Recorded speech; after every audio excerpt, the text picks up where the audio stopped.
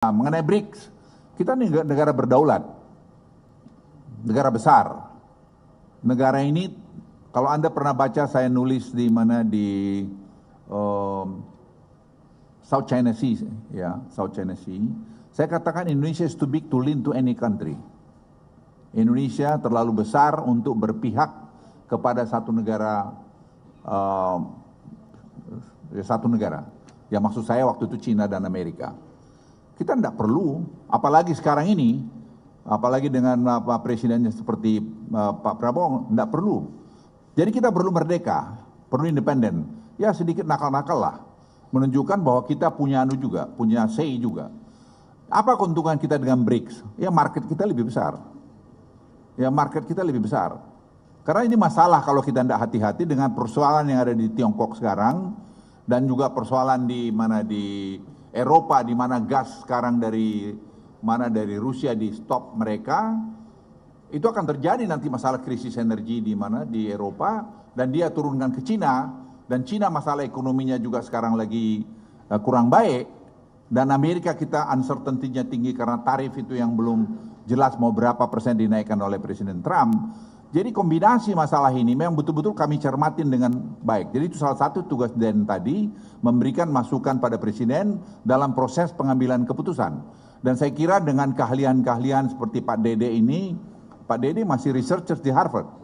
Ya, dia masih researcher di Harvard dan dia tinggal di sana, dan ya sekarang ini masih kita tahan-tahan di sini, dan kita punya advisory board.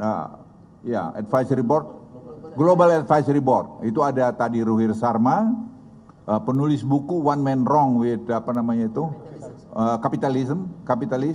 Ada juga kita punya tadi Ray Dalio. Ray Dalio adalah salah satu pemain market yang sangat besar. Jadi kita tahu kira-kira mau kemana arahnya. Kemudian kita juga punya dari bekas wakil Bank Sentral dari Cina.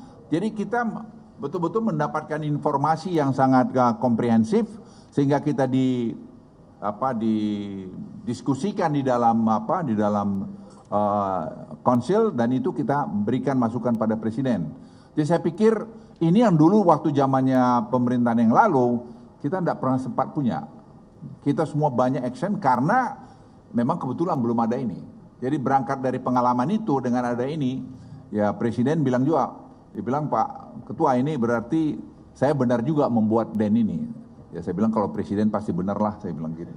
Jadi ingin saya sampaikan pada Anda, ini akan sangat efektif menghadapi keadaan ekonomi dunia dan juga tentu domestik kita sendiri, tadi mengenai purchasing power kita yang agak lemah, bagaimana kita dorong. Sekarang jawaban-jawaban itu disiapkan, karena saya pikir seperti Pak Arif Ansori, ya dia dengan kepakarannya dia punya kebebasan untuk melakukan sekarang studi apa yang harus kita lakukan dengan data-data yang ada. Kemudian kita juga nangkap dari market dengan adanya si Harry. Harry adalah di market yang menangkap tadi bagaimana market merespon setiap policy yang kita buat, dan apa yang market tidak suka dengan kita, supaya kita segera respons juga untuk ke depan. Jadi saya pikir kami cukup kredibel menurut saya untuk memberikan respons untuk Indonesia bisa high income country paling tidak 2040, menjadi negara maju mungkin 2050 ke depan.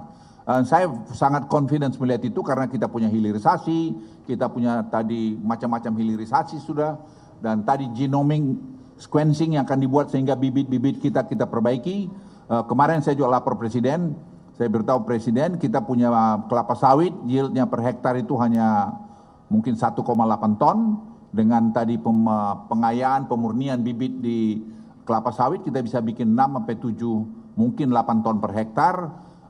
Jadi kalau kita punya 16 juta, mungkin kita tetap target kita 100 juta ton per tahun untuk produksi kelapa sawit bisa kita capai, sehingga nanti kebutuhan untuk pangan dan kebutuhan untuk tadi minyak goreng dan kebutuhan ekspor itu masih bisa terpenuhi.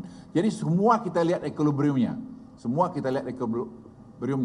Misalnya kita juga melihat bibit bawang putih. Kita import $700 juta setahun. 770. Sekarang kalau kita punya bibit sendiri, ya katakan 20% kita bisa penuhi bertahap, karena itu butuh waktu untuk bikin genom itu. Dan genom ini teknologinya sekarang sudah jalan, sudah mulai kita kerjakan, kita bertahap. Misalnya juga kejadian kokoa itu kita butuh 800 juta. Kita hanya punya 2 juta, lainnya kita mesti impor. Itu semua uang dan kualitasnya bukan kualitas yang bagus. Nah sekarang kita akan lahirkan itu semua. Sekarang ungguin nanti wartawan bisa, presiden sudah mau meninjau pusat researchnya itu di herbal itu dan hortikultura di Humbang Hasudutan. Saya minta masih 2 bulan biar kita sempurnakan sebelum nanti presiden ke sana. Jadi kita tidak perlu lagi hanya bilang Thailand aja. Indonesia juga punya